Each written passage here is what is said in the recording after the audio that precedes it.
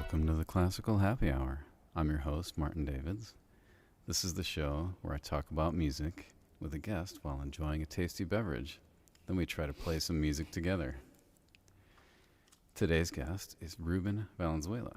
How you doing, Ruben? Hey, doing all right, man. This is awesome, being here in San Diego. So, the first thing I wanted to ask you was, what got you started in music? Did you start, like, when you were a kid? Yeah. It's, my parents hooked me up with some piano lessons. I think I was around 6. Like a lot of kids, start piano lessons, and I dug it right away. And I think by 3rd grade in my school, I had the option of doing orchestra as well. And so pick an instrument, petting zoo instrument kind of day. And I wanted to play the bass, but the bass was, I'm not very tall. I'm still not very tall. And so the only bass they had was like this gigantic thing. So they said, no, you ain't playing the bass. Yeah, why don't you try the violin? And I was like, all right, I'll do the violin. So so for a while there, I was doing both, piano and violin. So that's kind of got started. Cool. Yeah. So, how did you end up playing the organ? Well, so the organ has always fascinated me. I basically grew up in church. My parents were like God-fearing people, so they went to church all the time. And naturally, at a lot of the churches they went to, there was some sort of organ, like a real legit organ or some organ-like situation. And I was always intrigued by the fact that the organist, the guy or whoever was playing it, like you couldn't see them. They were like either in the back or they were in the side, but when they made a sound, it dominated the room, and it just like blew me away. Like, what instrument is that? And I was like, oh, it's the organ, okay. And of course, I'm taking piano lessons the whole time, and my piano teacher, I would bring it up, and my piano teacher would be like, no, you don't want to mess with that. Like, we're really working on your piano technique, and let's dial that in.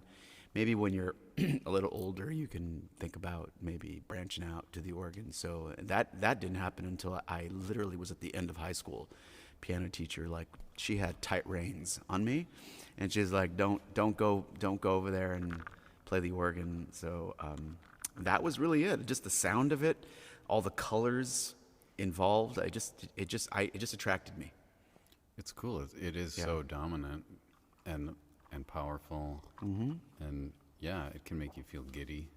Definitely giddy, or sometimes if you don't know what you're doing, like it can make you.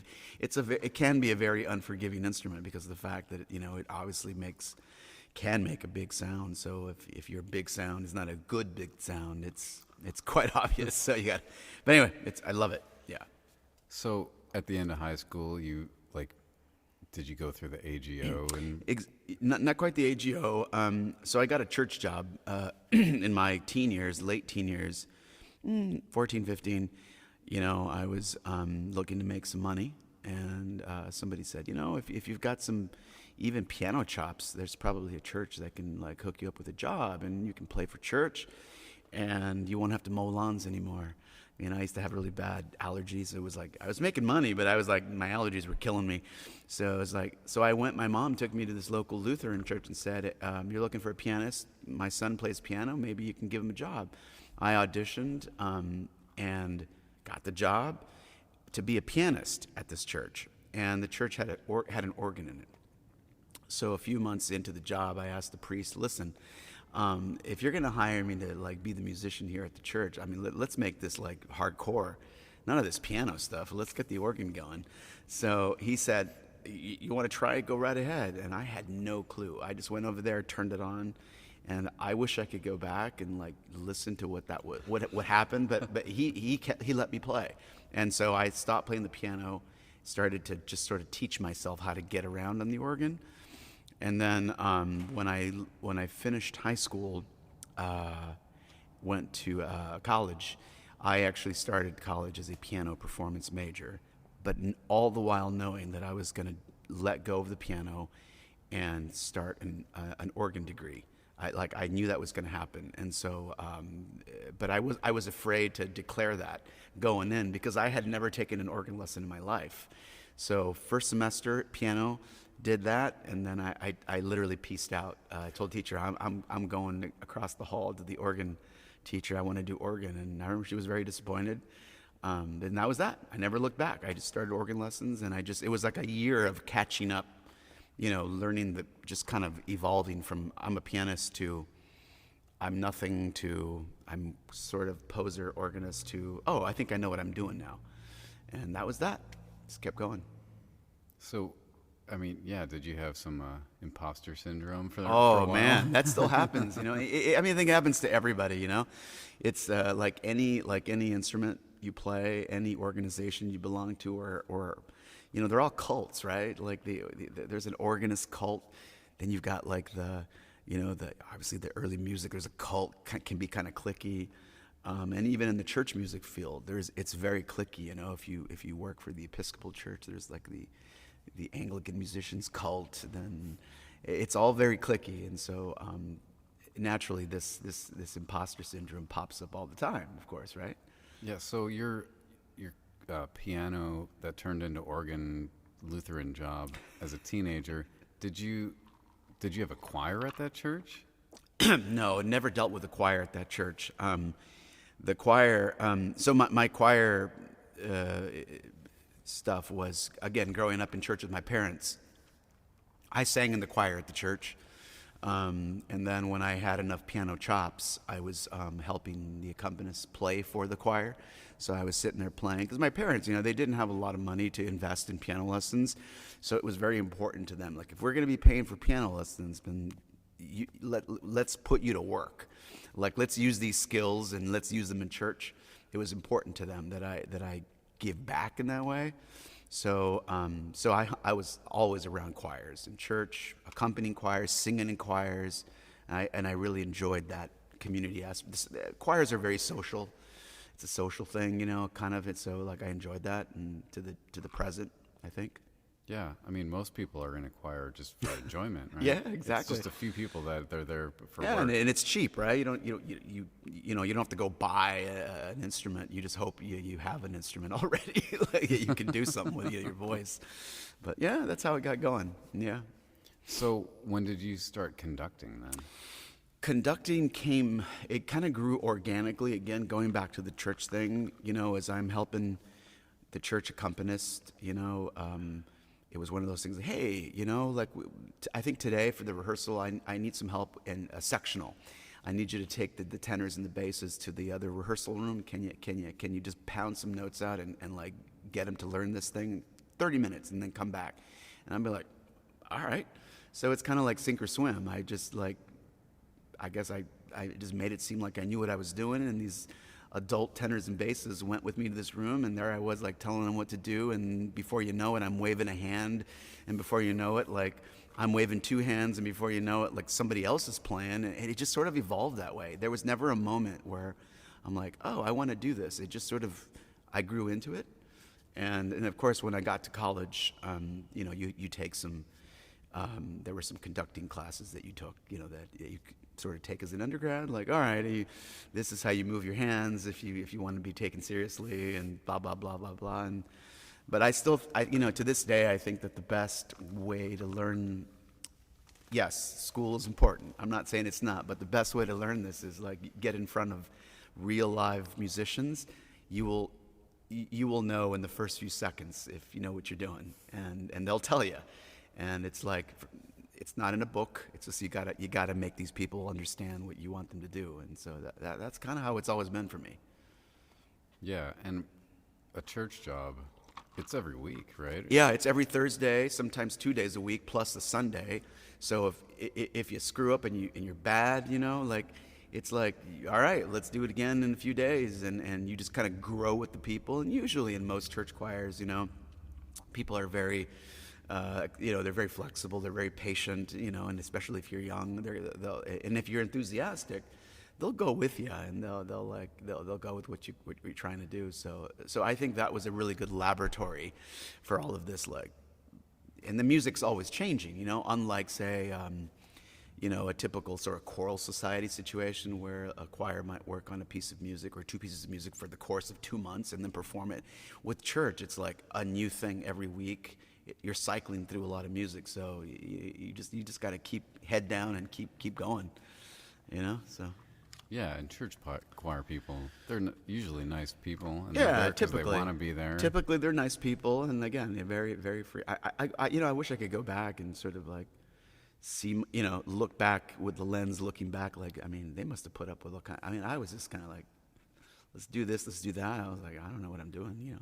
Eventually, figured out. So, Cool. So, when you were a kid and you were like planning out your life, did it end up anything like what you were thinking? I honestly like.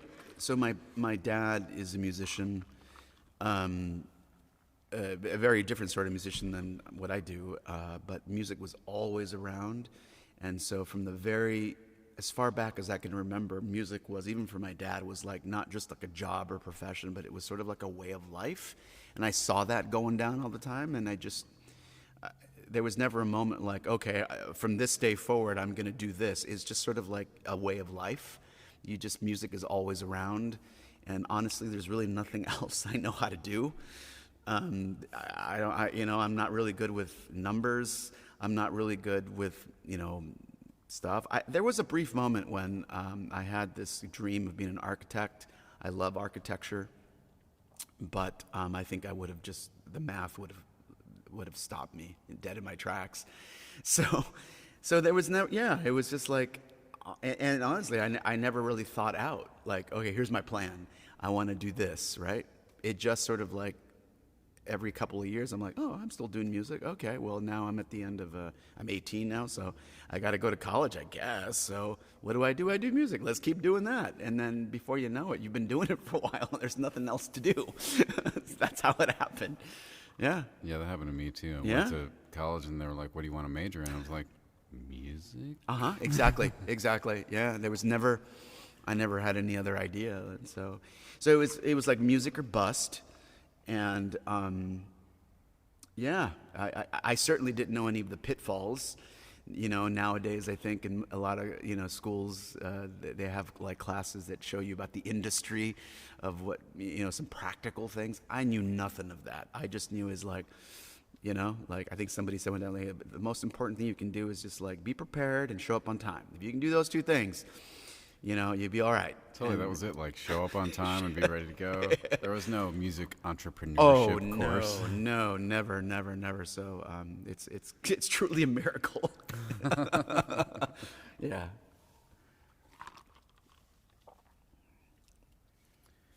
So, do you have any like favorite concert experiences like Gosh, that come to mind when I ask that question? yeah, I can think of several, and they all, they've all sort of happened in the last, I'd say, like memorable ones, and I'm talking about professional situations in the last 20, 25 years, where, the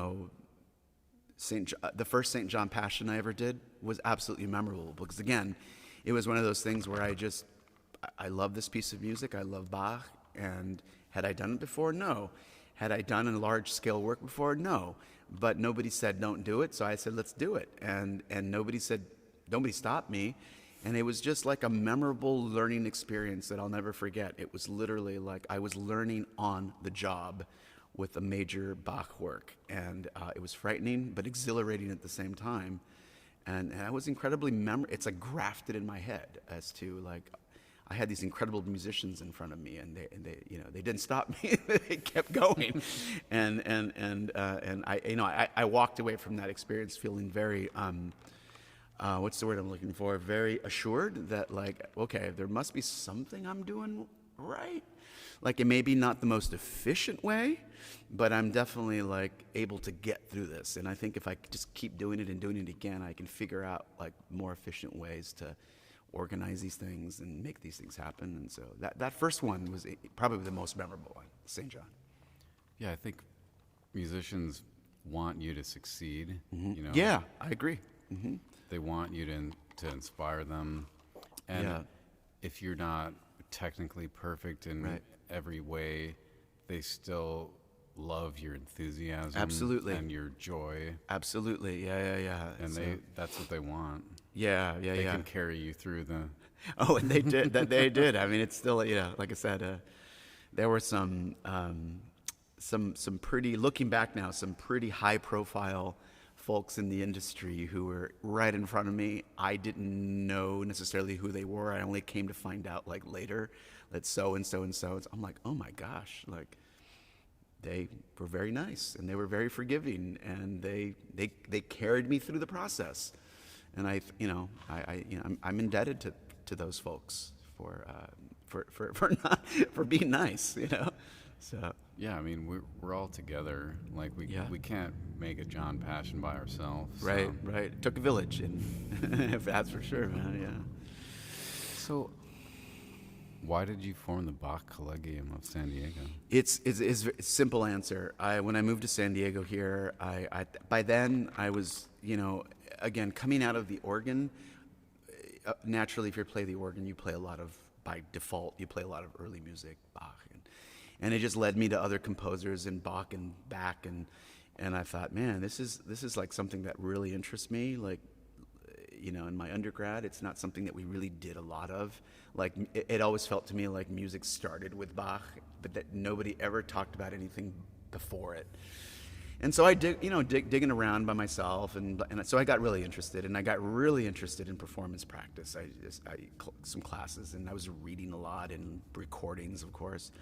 And when I moved to San Diego, I thought, you know what, I'm going to find there's probably like an early music ensemble here. Let's get involved. I want to do this. This is fun.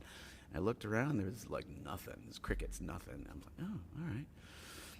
I did some one-off concerts, again, with some friends. These are folks who were dabbling with early instruments. In some cases, didn't even have the instruments. They borrowed them.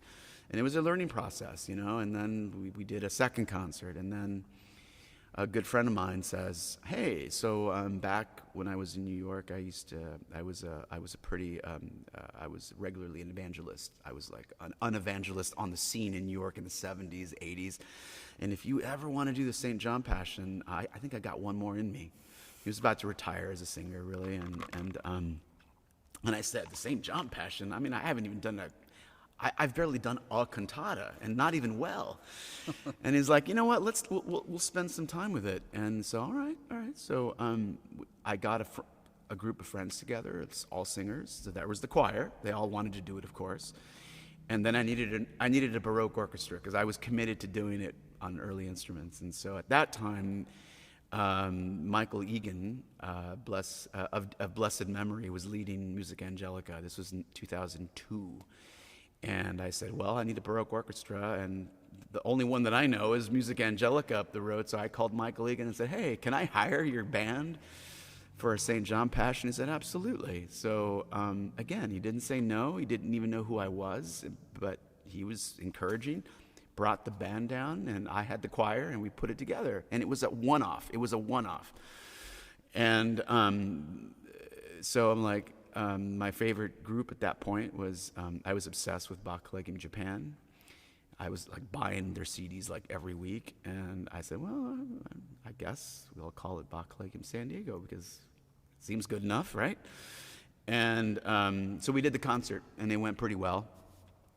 Nobody died, and at the reception, several people come up to me and say, that was a lot of fun.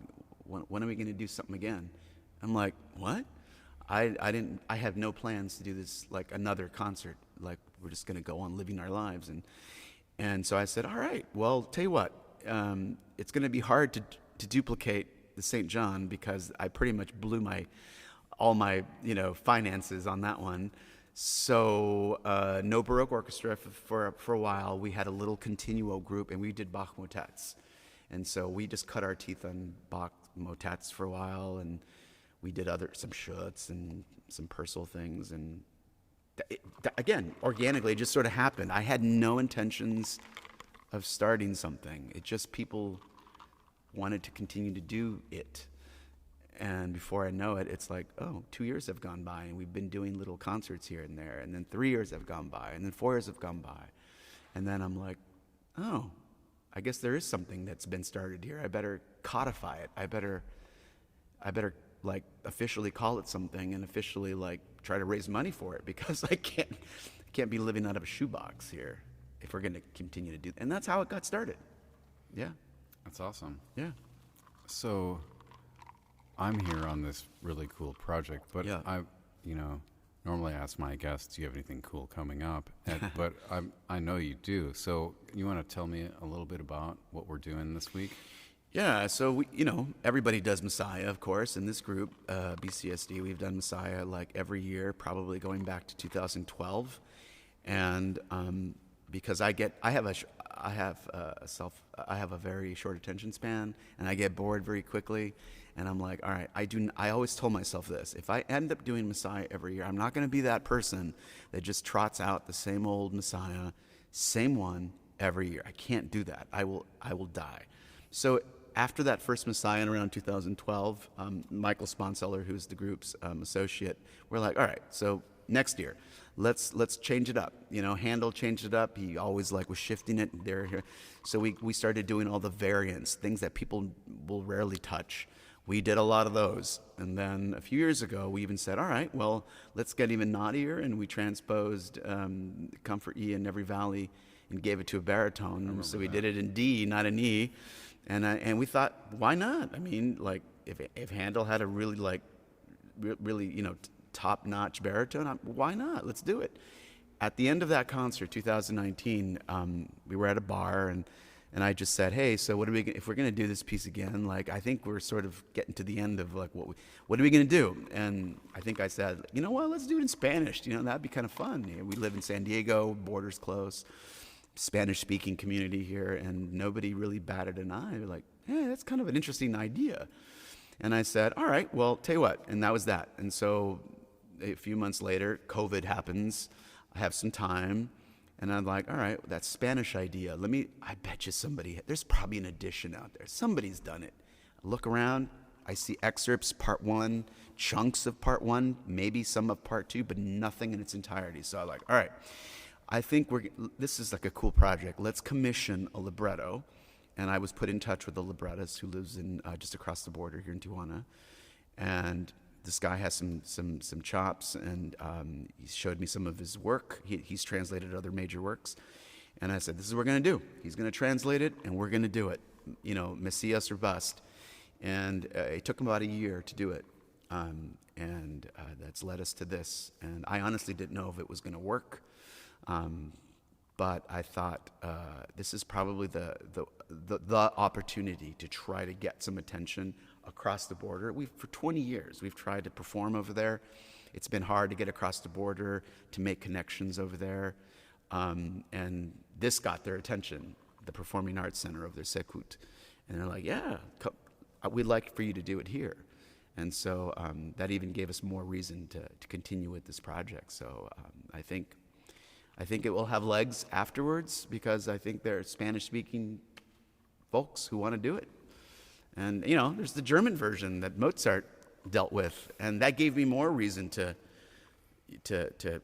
not even think twice about this idea. It's like, this you can't break Messiah, man. You can't break. It's like the oratorio of the people. It's so good. It's the oratorio of the people, so let's do it. And here we are. So, Yeah, no, it's really fun, and I'm excited to go to Tijuana. yeah, so am I. And I do feel like, I've done a lot of the big Bach works translated into English. Right. And if you don't speak German, it moves you a lot when you hear the words in the language you understand. The story, Yeah. it just comes through. I mean, the whole Lutheran thing was... That was the idea, right? Yeah. Yeah. Luther's like, let's put it in German so people have an idea what's going on. Right. So I think, St. John Passion in Spanish, that would be huge.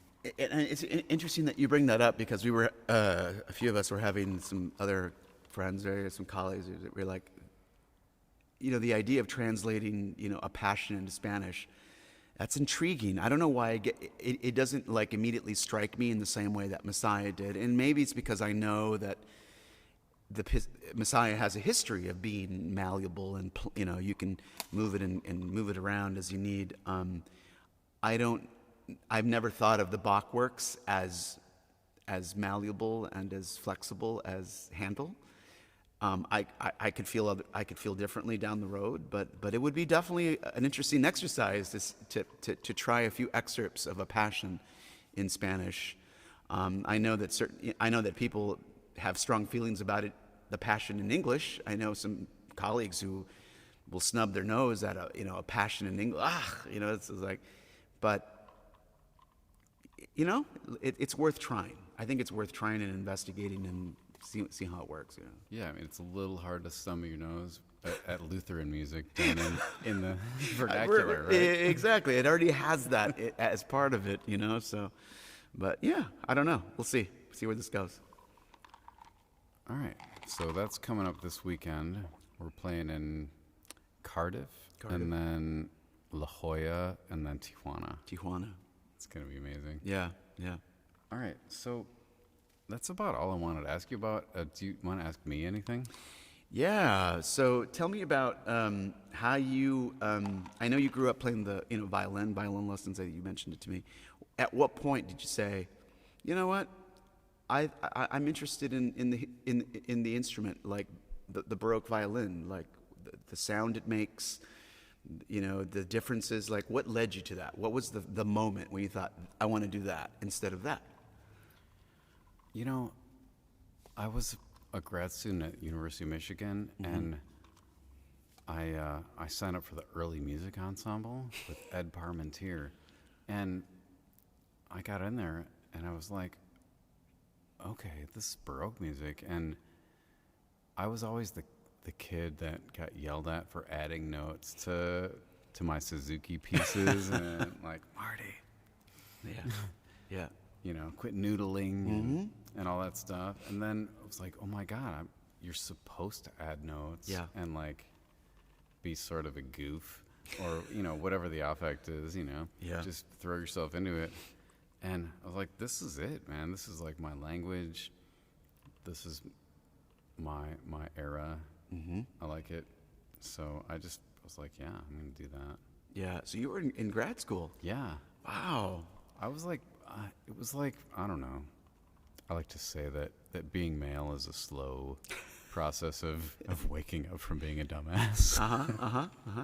And I just didn't know anything really. And then I was in grad school, and it was like, oh, there are Baroque violins and all these things. And I had a lesson with Jaap Schroeder. Oh, wow. And, I played a few bars, and he's like, I see you know nothing of Baroque violin. Yeah. And I was like, yeah, but I want to, and this is cool. And it's crazy, I think for the Baroque violin, I'll never forget. Back in the days when places like Tower Records existed, there was that moment when I was just spending all my money on recordings, and I would buy anything that was Bach and that had if it had Nicholas Harnoncourt on it, or and that whole, I was just buying it up, and I remember buying this recording, and I'll never forget it. I think it was, I want to say Lucy Vandal was the violinist, and the sound she made on the I was like, I have never heard a violin sound that way. It almost sounds like she's speaking, not playing. And it just stopped me dead in my tracks. Like, whatever she's doing, whatever that is, I need to know more about it, because nobody's ever talked to me about this. Nobody ever's let me in on this little secret called Baroque violin or Baroque thing. I did not know. But I think it was Lucy Vandal, and I still treasure some of these recordings. Some of these, I think, probably done in the late 60s, maybe early 70s. Awesome. Yeah, it's very formative for me.